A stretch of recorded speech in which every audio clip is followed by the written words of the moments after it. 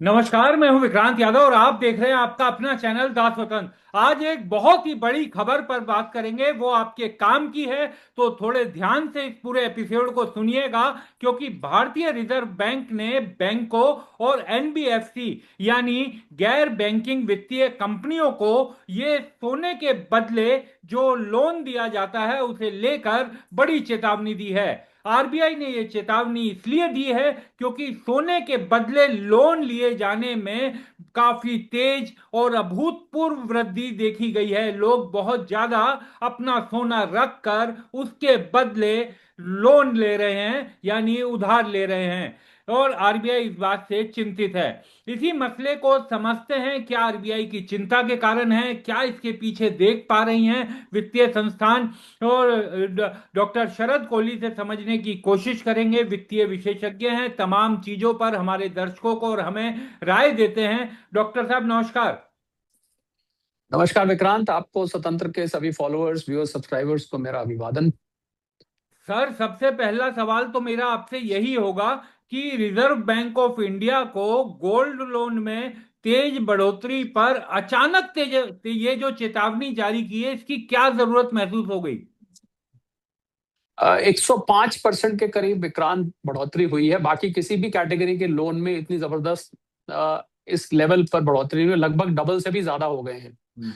और पहले पहले ये देख लेते हैं कि क्या कारण रहे जिस हाँ। वजह से इतना लोन बढ़ा है। दो कारण है। एक, मुझे लग रहा है इसमें कुछ वो लोग हैं जिन्होंने ऊंची कीमत पर लेकर और वो फंस गए थे, जैसे 1,80,000, 1,70,000, 1,60,000 पर सोना लेके फंस गए थे। हम्म। अब उनके सामने पैसे उनके वो थे जो उनको चाहिए थे, ज्यादा लंबे समय तक पैसा फंसा के नहीं रख सकते थे। तो उन्होंने लोन लेना वाजिब समझा, बजाय इसके कि घाटे में इसको बेच दिया जाए। और मैं समझता हूँ इसमें समझदारी थी, कोई बुरी बात नहीं है। बजाय घाटा खाने के आप उसके अगेंस्ट लोन ले लीजिए। ये जरूर है कि आपको ब्याज का लोड पड़ेगा। आप जब लोन लेंगे तो ब्याज तो लगेगा ही लगेगा। तो बिल्कुल। ब्याज का लोड, मुझे लगता है उन्होंने कॉस्ट बेनिफिट एनालिसिस, हम इसको कहते हैं, कि बेच के घाटा लेने के बजाय और एज कंपैरिजन टू जो आप इंटरेस्ट देंगे, इन दोनों में उन्होंने कंपैरिजन किया होगा। हम्म। और उस कंपैरिजन के आधार पर उन्होंने ये निर्णय ले लिया होगा कि इसके अगेंस्ट लोन लेना चाहिए। कुछ वो लोग भी होंगे जो सोने जिन्होंने सस्ता लिया हुआ होगा, अब उनको ये लग रहा है कि आगे ये बढ़ेगा, वो लॉन्ग टर्म रखना चाहते हैं और उनको लग रहा है कि इसकी वैल्यू को अनलॉक करना चाहिए, तो उसके अगेंस्ट पैसे की जरूरत है, किसी को बिजनेस में, किसी को किसी चीज पे। तो आप उसको उसको जाके गिरवी रख के आप उसका लोन ले लेते हैं। अब क्योंकि आरबीआई का कॉशन देने का पर्पस ये है कि उसमें वॉलेटिलिटी बहुत आई है, क्योंकि कुछ केसेस ऐसे सामने आए विक्रांत, जिसमें देखिए नॉर्मली क्या होता है, 20% के करीब मार्जिन रखा जाता है। जी। यानी कि अगर आपने 1 लाख का सोना रखा है तो आपको उसके अगेंस्ट मैक्सिमम 80,000 से ज्यादा आपको लोन नहीं मिलता है। अमूमन ऐसा ही होता है, थोड़ा बहुत ऊपर नीचे कंपनी टू कंपनी हो सकता है। अब आपने देखा कि सोने की कीमत में करेक्शन इस साल लगभग लगभग 25 और 30% के बीच में आ चुकी है। कम से कम 27-28% की करेक्शन तो दिखाई दे रही है। अगर मैं 1,82,000, 1,85,000 तक भी गया था, अगर मैं उस पीक से बात करूं, तो अब होता क्या है, आपने 1 लाख का सोना लिया रखा और आपको 80,000 लोन दिया गया। अब वो सोने की कीमत आ गई मान लीजिए 70,000। हाँ। तो अब क्या होता है कि जिस कंपनी ने लोन दिया है उसकी क्योंकि सिक्योर्ड लोन होता है सोने का लोन, तो आपने सोना दिया, उसके हाँ। बदले में आपको लोन दिया गया। अब जो वैल्यू आपने उसके पास रखी है और जो लोन आपने लिया है, उन दोनों में फर्क आ गया। हाँ। यानी कि लोन देने वाली कंपनी का जो सिक्योरिटी अमाउंट था, जो गिरवी सामान रखा हुआ था, उसकी कीमत घट गई और लोन आपको ज्यादा दिया हुआ है। तो इससे क्या हो सकता है कि अगर कोई डिफॉल्ट करता है तो गोल्ड लोन कंपनी फिर उसके पास रिकवर करने के लिए कोई रास्ता नहीं है, जो डिफरेंस यानी कि वो उसका घाटा हो जाएगा। इस वजह से रिजर्व बैंक ऑफ इंडिया ने ये चेतावनी दी है कि बढ़ोतरी जरूर हो रही है, पर आपको ध्यान रखना। तो मुझे लग रहा है बहुत सारी जाम मुझे सुनने में जो आया है हम्म। कि गोल्ड लोन कंपनीज ने जो लोन का अमाउंट है वो बजाय 80% के अब 60%, 70% से ऊपर वो नहीं दे रहे हैं। हाँ। यानी कि जो भी आप सोने की कीमत रखें, हालांकि इस समय काफी गिर चुका है। ये बात उस समय की है जब गिर रहा था युद्ध के दौरान, जब डॉलर इंडेक्स, बॉन्ड यील्ड वगैरह ऊंची थी। अब तो $4,000 से नीचे आगे आया। अब ऐसा तो नहीं है कि $2,000 रह जाएगा, ऐसा तो नहीं होने वाला। पर हाँ, चेतावनी रिजर्व बैंक ऑफ इंडिया ने एनबीएफसी और बैंक्स को जारी की है कि आप अपना मार्जिन का अमाउंट ध्यान से रखें, क्योंकि वॉलेटिलिटी इतनी ज्यादा है। कल को इसमें से जो आपके एनपीएस बढ़ सकते हैं, आपके डिफॉल्ट हो सकते हैं, लोग वापस देने में परेशान हो सकते हैं, और इसकी वजह से आपको घाटा खाना पड़ सकता है। इस वजह से चेतावनी दी गई है। सर एक चीज और आपसे जानना चाहूंगा कि अगर सोने की कीमतों में मान लीजिए कि अगर 10-15% की गिरावट और आ जाती है, तो क्या इनके लिए बड़ा और खतरा बन जाएगा? तो और साथ ही इसी से जुड़ता हुआ कि ये जो गोल्ड लोन सेक्टर बड़ी तेजी से भागा है देश में, क्या इसमें भी कोई बबल बनने के संकेत दिखाई दे रहे हैं? इनके सामने एक बड़ा संकट दिखाई दे रहा है? नहीं, बबल इसमें कुछ नहीं है। इसमें बबल इसलिए नहीं है विक्रांत, क्योंकि लोन तो सोने के अगेंस्ट ही है ना। जी। उसमें मेरे मेरे हिसाब से जो डिफरेंस आया है, अगर किसी ने मान लीजिए 80% लोन दिया है हम्म। और इस समय 27% उदाहरण के तौर पर कीमतों में उस पॉइंट से फर्क है, तो हम्म। आपका 7% का शॉर्टफॉल है। अगर मैं इसको सीधा लेके चलूं, तो हाँ। बहुत सारी कंपनीज ने तो ये भी कहा है कि आपको लोन का इतना हिस्सा वापस करना पड़ेगा, या आप कुछ और सोना इसके बदले में दे के जाइए। ये भी ऐसी भी केसेस सुनने में आए हैं जहां से गोल्ड लोन कंपनी से फोन गए हैं। उन्होंने हाँ। कहा कि आप तो या तो कुछ और सोना दे के जाइए, या फिर आप कुछ हिस्सा आपका लोन का हम रिकॉल कर रहे हैं, हम्म। हम उसको वापस चाहेंगे। पर वो दोनों ही सिचुएशन बहुत कठिन होती है, क्योंकि जरूरी नहीं मेरे पास और सोना रखा हो। और हाँ। अगर लोन इतना बड़ा 7-10% में एक साल रीपेमेंट करने की पोजीशन में हूं, तो मैं हाँ। शायद लोन लूंगा ही नहीं। तो हाँ। ये काम उतना आसान नहीं है। नहीं, बबल ऐसा कुछ नहीं बन रहा है। देखिए, प्राइसेस वॉलेटाइल हैं। बबल क्योंकि सोना उनके पास रखा है, सिर्फ हाँ। फर्क ये है कि जो सिक्योरिटी उनके पास रखी है उसकी वैल्यू, जितना उन्होंने लोन दिया था उसके अनुमान से कहीं ज्यादा वैल्यू गिर गई है। इस हम्म। वजह से ये चिंता है। बाकी बबल वगैरह ऐसा कुछ नहीं है। एक चेतावनी दी गई। मैं तो ये मानता था विक्रांत के सबसे सुरक्षित लोन बैंकों हाँ। के लिए और हाँ। लोन कंपनियों के लिए सबसे सुरक्षित लोन सोने का लोन ही है। हाँ। क्योंकि अगर आप देखिए, लोन कल को वापस नहीं करते हैं, हम्म। तो ये क्या करती है? इनके सामने तो बड़ा आसान रास्ता है। भूल जाओ फिर अपने जो हार रखे थे, हाँ। अपने कंगन रखे थे, अपनी चेन रखी थी, ठीक है, अपनी अंगूठियां रखी थी, भूल जाओ उसको। ठीक है, हम हाँ। उसको बेच बाज के पिघला के हम उसका खत्म कर देंगे काम। तो ये तो बहुत ही सेफ लोन है। Gold loan companies, gold loan का बिजनेस बहुत सेफ बिजनेस है। ये एक एक्सेप्शनल सिचुएशन है। पूरे मैं देख रहा था विक्रांत के, ये बहुत सालों बाद अभी तक, हालांकि साल नहीं बीता है, हाँ। जनवरी से लेके जून तक करीब 7% का नेगेटिव रिटर्न इस वक्त सोने ने दिया है। यानी हाँ। कि जिस व्यक्ति ने जनवरी में इन्वेस्ट किया होगा, उसको 7% का इस समय नेगेटिव रिटर्न इस समय बन के आ रहा है। और जबरदस्त जबरदस्त डॉलर, और डॉलर में खरीदारी चल रही है, डॉलर को मजबूत। और डॉलर इंडेक्स अभी भी 101 से ऊपर बना हुआ है, और आपको क्रूड ऑयल की कीमत फिर 73 से ऊपर निकल गई है। और पर इसमें जरूरी एक ट्रिगर यह है कि आज शाम को केविन वॉश की एक स्पीच है। हाँ बिल्कुल सर। तो हाँ। वो स्पीच, वो पीछे जो फेड मीटिंग हुई थी उसके बारे में एक गाइडेंस नोट इशू करेंगे स्पीच में। और मुझे लग रहा है कि स्पीच स्पीच शायद उनकी उतनी हॉकिश ना हो, हाँ। क्योंकि डोनाल्ड ट्रंप ने कल एक और काम किया है कि डोनाल्ड ट्रंप ने कल ऑयल कंपनीज को धमकी दे दी है, अपने अपने यहाँ की ऑयल कंपनीज को, शायद आपको जानकारी ना हो। उन्होंने धमकी दे दी है कि भैया $2.50 प्रति गैलन पे प्राइस ले आओ, ये जो तुमने $5-5 रखी हुई है, वरना मैं तुम्हारे ऊपर एक्शन लूंगा। क्योंकि क्रूड ऑयल के दाम, उनके WTI के दाम 68 $68 के आसपास आ गए हैं। हाँ। तो ये दोनों चीजें सोने चांदी की कीमत में घुमाव ला सकती है। मैंने अपने चैनल पे भी आज एक वीडियो शाम तक आएगा, शरद कोहली ऑफिशियल उसका नाम है। हाँ। आपके सभी फॉलोअर्स व्यूअर्स सब्सक्राइबर से अनुरोध है कि उसको भी सब्सक्राइब करें। तो हाँ। वहाँ शाम को आपको मैं उसमें एक विश्लेषण डालूंगा कि जहाँ डोनाल्ड ट्रंप की धमकी से हाँ। जो महंगाई का खतरा अमेरिका में वो थोड़ा सा कम हो सकता है, और हो सकता है केविन वॉश की स्पीक उतनी हॉकिश ना हो। हाँ। तो इन दोनों घटनाओं पे सर सोने के अगले मूव यानी उसकी अगली कीमत, ये सब चीजें बड़ी टिकी होगी, क्योंकि जो केविन वाश की जो स्पीच है आज शाम की जो होनी है, उसको लेकर बड़ी चर्चा भी है मीडिया में, सोशल मीडिया में तो बहुत चर्चा है कि क्या वो जो डर बैठा है कि 3 इंटरेस्ट रेट बढ़ाएंगे इस साल में, बढ़ सकते हैं, उसको लेकर शायद वो कोई क्लैरिफिकेशन दे दे। बिल्कुल क्लैरिफिकेशन देंगे, क्योंकि एक अफवाह सी फैल रही थी, एक रूमर फैल रही थी कि 3-3 बार बढ़ेंगे। मैंने आपको पहले कहा था कि ऐसा नहीं होने वाला है, क्योंकि जो मुख्य कारण थे रेट बढ़ाने के, वो कारण धीरे धीरे अब रिसीड कर रहे हैं। हम्म। तो मुझे नहीं लगता, हो सकता है यही क्लैरिफिकेशन वो दे, और अगर ऐसा उन्होंने कुछ दिया तो आपको यहाँ से सोने चांदी की कीमतों में घुमाव का एक कारण ये बन सकता है। हम्म। सर एक चीज मैं आपसे शरद सर और समझना चाहूंगा कि गोल्ड लोन बहुत सिक्योर है सर, वो ठीक बात है कि आदमी अपना सोना जाकर के दे देता है, उसके बदले में 70-80% उसे लोन मिल जाता है।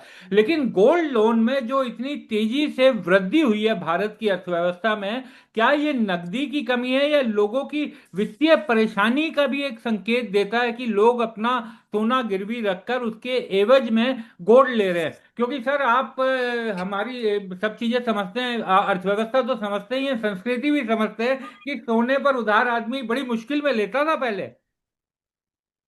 देखिए, इसमें जो लोन लेने वाले हैं विक्रांत, वो कई प्रकार के हो सकते हैं। हाँ। कई कैटेगरीज हो सकती हैं। दो तो मैंने आपको बताई, जिन्होंने बहुत सस्ता लिया हुआ था, उनको लगा कि अब बढ़ गई। अब जिसने मान लीजिए सोना 50,000 पे लिया हुआ है, हाँ। उसको आज भी अगर 1,40,000 के रेट से लोन मिल रहा है, हाँ। भले ही 80% मिल रहा है, कम भी, तब भी 1 लाख से ऊपर उसको मिल रहा है, तो वो लोग होते हैं। कुछ वो लोग होते हैं जो फंसे हुए हैं। देखिए, डिस्ट्रेस सोने के गोल्ड लोन कंपनी जो शुरू से उनका बिजनेस चलता है, हाँ। वो डिस्ट्रेस वाली फैमिलीज हमेशा ही होती हैं। हम्म। ये आजकल की बात नहीं। सोने को कभी भी गिरवी रखना अच्छा नहीं माना जाता भारतीय बिल्कुल। संस्कृति के हिसाब से। तो उसको डिस्ट्रेस कहते हैं, मतलब फैमिली परेशानी में है। अब आपका कहने का मायना ये है कि क्या ये जो सारी ऑयल का संकट, ईरान का संकट, महंगाई, इस सब की वजह से क्या लोगों के पास नकदी की या लिक्विडिटी कम हो गई, लोगों की नौकरी चली गई, या लोगों के बिजनेस बंद हो गए? इतना एक्सट्रीम तो मैं नहीं शायद सोचना चाहूंगा कि कोविड जैसी सिचुएशन खड़ी हो गई कि भाई लोग घर बैठ गए सब, और उनका लॉकडाउन हो गया, और उनके बिजनेस, नौकरियां चली गई, लोगों को नौकरियां से निकाल दिया गया। इतनी इतनी बुरी हालत तो खैर विक्रांत नहीं है। हाँ। पर दो तीन इसमें हम, आई थिंक गोल्ड लोन लेने वालों की आप कैटेगरीज बनाएंगे अगर, तो हम्म। आपको उन सब कैटेगरीज में आपके सवाल का जवाब निकल आएगा। पहले वो लोग जिन्होंने पुराना लिया हुआ है, वो हाँ। लोन ले रहे हैं। दूसरा ये है ना, ये लोन लेने का एक आसान तरीका है। आपको शायद पता होगा, इसमें पेपर वर्क भी बहुत कम होता है। जी। जब आप गोल्ड लोन लेते हैं, आपने दुकानों के बाहर लिखा होगा, सोना सोना लाओ, कैश ले जाओ। हम्म। सोना लाओ, सोना, कैश फॉर गोल्ड आपने लिखा होगा, लिखा देखा होगा। तो ये लोन देने वाली कंपनी, छोटी छोटी भी बहुत सारी कंपनीज हैं जो लोन देती हैं, जो पुराने साहूकार स्टाइल से देती हैं। पेपर वर्क भी कम होता है, आसान है। दूसरा, इसमें फायदा ये है कि आप जो आइटम दे के आ रहे हैं गोल्ड लोन कंपनी को, अगर आप समय से वापस कर देते हैं लोन को, तो आपको वो चीज अपनी वापस मिल जाती है। वो चीज आपकी कहीं जाती नहीं है। अगर बड़ी कंपनी है तो वो एज इट इज हाँ। उनके लॉकर में रखी रहती है, और आप जब स्क्वायर अप करते हैं तो वापस मिल जाती है। नहीं, मैं कोई ऐसा विशेष डिस्ट्रेस तो नहीं दिख रहा, पर आ, ये जरूर कहना चाहूंगा कि गोल्ड लोन हमेशा ही हम्म। एक डिस्ट्रेस का कारण रहा है। अगर इन कंपनियों को चलते हुए डेकेड्स हो गए हैं, दसियों साल हो चुके हैं। ये सिचुएशन तो अब बनी, जब सोना चांदी इतनी चर्चा में नहीं थे तब भी गोल्ड लोन होते थे। तो रखते हैं लोग दिक्कत में। परिवार, भारत में 30 करोड़ के लगभग परिवार हैं विक्रांत। जी। और उन 30 करोड़ परिवारों की आप आर्थिक हालत देखें तो ज्यादातर लोग तो खैर बहुत ज्यादा पैसे वाले नहीं हैं, गरीब परिवार ज्यादा हैं। पर हाँ, ये सच है कि सोना आखिरी रास्ता होता है। पर अब पीछे ये भी बात है विक्रांत, मुझे लगता है कि क्योंकि सोने चांदी की इतनी चर्चा हुई, तो सोने चांदी से जो मोह था, वो हाँ। थोड़ा लोगों का कम हुआ है। खरीद बेच अब जल्दी जल्दी होती है। ये नहीं कि एक हार रखा है, एक हम्म। सेट रखा है, तो वो 3-4 पुश्तों तक रखा हुआ है। कुछ कुछ परिवार ऐसे हैं जिनकी सोच में फर्क आया है हम्म। कि सोना एक निवेश की वस्तु है, इसके साथ चिपक के नहीं बैठना चाहिए। अगर इसके अगेंस्ट वैल्यू अनलॉक हो रही है तो उसको ले लेना चाहिए। बहुत सारे कारण हो सकते हैं, खाली डिस्ट्रेस मैं कारण नहीं मानता हूँ। सर एक और चीज जिनका आपने जिक्र किया कि ये जो आजकल बहुत सारी छोटी छोटी दुकानें भी हमें दिखाई देती हैं, गली मोहल्लों में सर दुकानें दिखने लगी हैं कि सोना लाओ और कैश ले जाओ। तो ये कम से कम बैंक के साथ एक विश्वास बना होता है, उनकी साख होती है। ये जो गली मोहल्लों में दुकानें चल रही हैं, ये तो बड़ा खतरनाक भी होगा, और इसको थोड़ा रेगुलेट करने की जरूरत भी शायद दिखाई देती होगी। नहीं, ये जो दुकानें छोटी छोटी ज्यादा हैं विक्रांत, ये आपने देखा होगा, उन पे लिखा होता है कैश फॉर गोल्ड। हम्म। ये सोने को लिक्विडेट करने की दुकानें हैं। इनमें लोन देने वाले तो कम होते हैं। हाँ। ये आप जैसे गए, आपने सोना दिया, और वो आपको कैश दे देंगे। उनकी कमाई है, एक तो वो आपकी खोट काट लेंगे, हाँ। एक वो आपको बदले में दूसरा गोल्ड लेने के लिए मजबूर नहीं करेंगे, सीधा कैश पकड़ा देंगे आपको। हम्म। दूसरा, मुझे लगता है इन दुकानों पे कैश का काम बहुत है, जो छोटी छोटी खुली हाँ। होती है। यहाँ पर आपके बैंक अकाउंट में ट्रांसफर कम होगी। जैसे किसी को कैश चाहिए, हम्म। तो गया, जाके सोना रखा, फटाफट काम हो जाता है। उसने उसकी शुद्धता चेक करेंगे, उसकी कितनी प्योरिटी है इसमें, वजन चेक करेंगे, कहीं बीच में कोई जेवर है तो उसमें नग लगे हैं, पर्ल्स लगे हैं, वो निकालेंगे, उसको उसकी वैल्यू निकाल के दे देंगे। ये लोग कमा लेते हैं उसमें, क्योंकि आम आदमी को जो कटौती होती है उसमें मेकिंग चार्जेस नहीं मिलते हैं। कैश फॉर गोल्ड मींस आप गोल्ड को एनकैश करने जा रहे हैं। ये हाँ। जरूरी नहीं है छोटी दुकानें विक्रांत के ये लोन दे रही है। ये हाँ। आपके गोल्ड को लिक्विड करने का, कैश में कन्वर्ट करने का, या मैं ये सीधी भाषा में कहूं तो बेचने की एक दुकान उन्होंने खोल रखी है। सर एक इससे संबंधित तो मेरा अंतिम सवाल होगा, फिर एक और मुद्दे पर आपसे बात करना चाहूंगा कि क्या गोल्ड लोन जिस तरीके से आरबीआई ने चेतावनी दी है, तो क्या आने वाले कुछ दिनों में क्या गोल्ड लोन में कुछ नियमों में बदलाव, या फिर गोल्ड लोन की ब्याज दरों में कुछ बदलाव, या फिर जिसका आपने जिक्र भी किया कि अब शायद बैंकों ने कम देना शुरू किया है, तो कुछ इस तरीके के बदलाव भी अब देखने को मिल सकते हैं सोने चांदी की कीमत हो के आधार सकता है, पर? हो सकता है मार्जिन जो रखा जाता है, हम्म। यानी कि अगर अभी आपको 100 रुपए पे 100 रुपए के सामान पर 80 रुपए या 70-75 रुपए जो भी मिल रहा हाँ। था, हो सकता है इसको और ज्यादा किया जाए। हालांकि मैं ये मानता हूं कि जो गिरावट, बड़ी गिरावट आनी थी वो आ चुकी है। आज हुई है। तो इतनी इतनी बड़ी गिरावट आएगी नहीं। इसको हम अगर पलट के देखें विक्रांत, सिचुएशन हाँ। को बिल्कुल उल्टा करके आप देखिए, हाँ।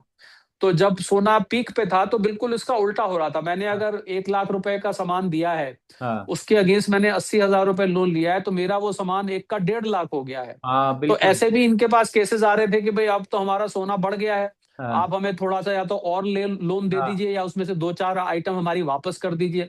हाँ। आपके पास तो सिक्योरिटी ज्यादा हो गई है, लोन हाँ। कम है, यानी कि आपके मार्जिन से भी एक्सीड हाँ। कर गई है।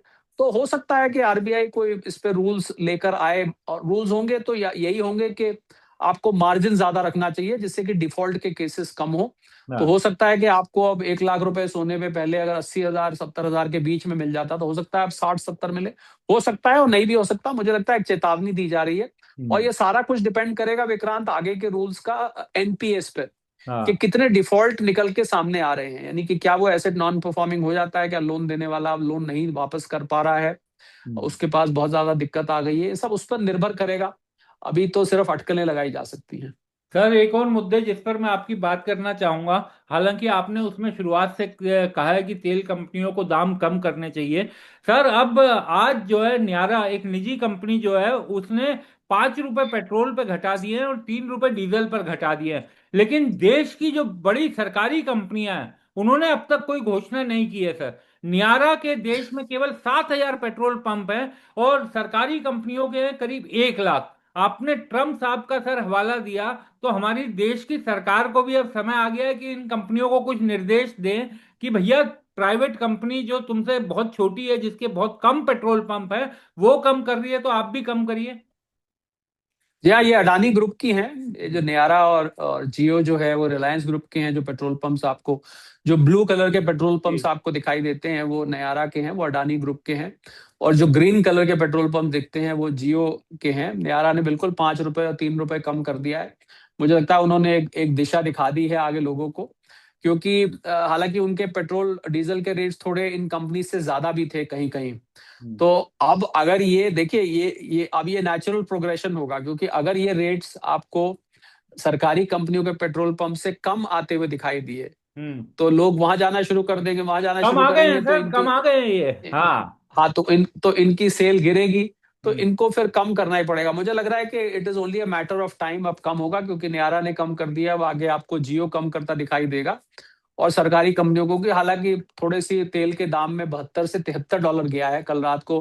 फिर से एक इनकी जो वार्ता, कभी ना समाप्त होने वाली जो वार्ता है, हाँ। उस वार्ता में फिर कुछ व्यवधान आता दिखा है। तो 72 से लेके फिर 73 डॉलर पार कर गई है। उसमें $1 की बढ़ोतरी देखी गई है पेट्रोल डीजल की कीमतों में। तो पर हाँ, मुझे लगता है एक सिलसिला शुरू हो चुका है, और मुझे खुशी है कि एक प्राइवेट कंपनी ने कदम उठाया, जिससे इन सरकारी कंपनियों को भी एक दिशा मिलेगी।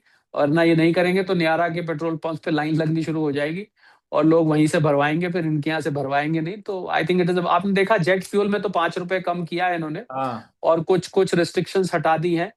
जो उसकी रैशनिंग थी पेट्रोल डीजल हाँ, के वो हटा दिया डिस्ट्रीब्यूशन था। पे, उसको भी हटा दिए। तो मुझे लग रहा है धीरे धीरे करके उस तरफ बढ़ रहे हैं। अब स्लो तो है ही विक्रांत, ये हाँ। तो हम मान ही रहे हैं कि मामला बहुत धीमा होता है, तुरंत रिएक्शन नहीं आता है। जो तुरंत रिएक्शन चाहिए वो हमें दिखाई नहीं देता है। शायद प्रधानमंत्री जी कैबिनेट रीशफल की खबरें कुछ चल रही हैं, पता नहीं कहाँ तक सच है नहीं। हाँ। हो सकता है कैबिनेट रीशफल, क्योंकि सरकार का आधा कार्यकाल लगभग पूरा हो चुका है, तो प्रधानमंत्री जी चाहते हैं, कल उन्होंने कैबिनेट सेक्रेटरी से सबसे मीटिंग करी है हाँ। अलग से, उसमें किसी मंत्री को नहीं हाँ, बुलाया। सारे कल सेक्रेटरी। मैं एक नेशनल टीवी चैनल पर रात को था, इसी मुद्दे पर बातचीत हो रही थी। उन्होंने कहा कि 52 हफ्तों में मुझे 52 रिफॉर्म्स चाहिए।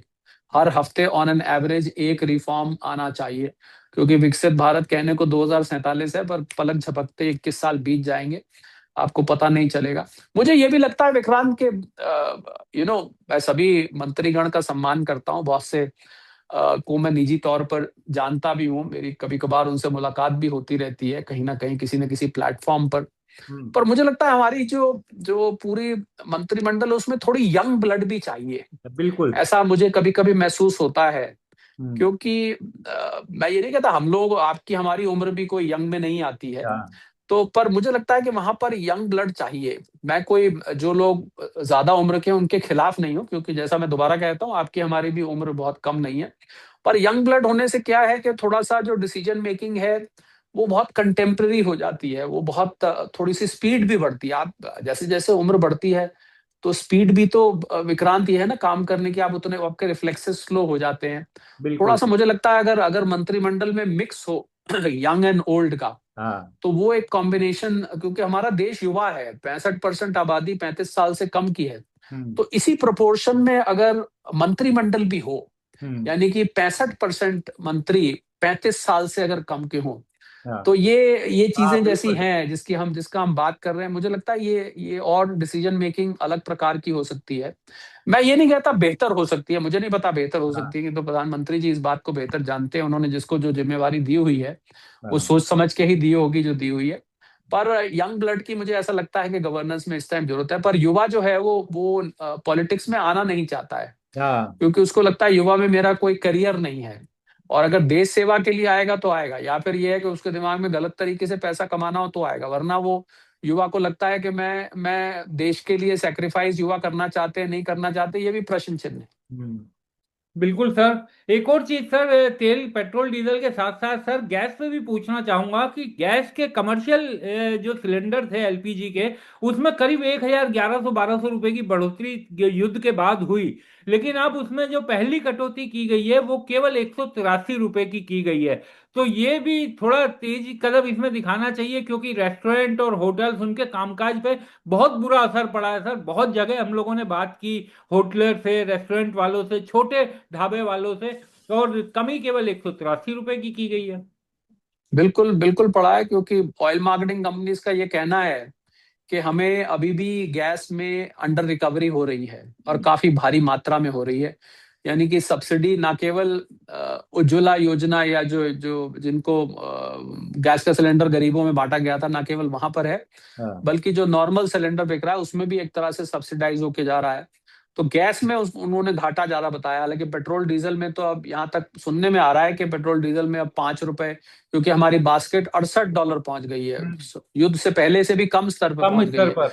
तो हाँ। तो वहां तो $5 की अब मुनाफा हो रहा है। हम्म। पर ऐसा लग रहा है, इस डिले को देखते हुए लग रहा है, कम करने में जो विलंब है हम्म। उसको देख के लग रहा है कि कुछ पिछला हिसाब किताब बराबर किया जा रहा है, कि पहले भैया पहले पिछला घाटा कम कर ले। बिल्कुल किया। देखिए मैं तो पहले दिन से इस हक में हूं कि ये दोनों तरफ ये कीमतें संवेदनशील होनी चाहिए, और लोगों के अंदर ये विश्वास बने कि ऊपर जाती हैं तो ऊपर हो, तो नीचे जाती हैं तो नीचे हो।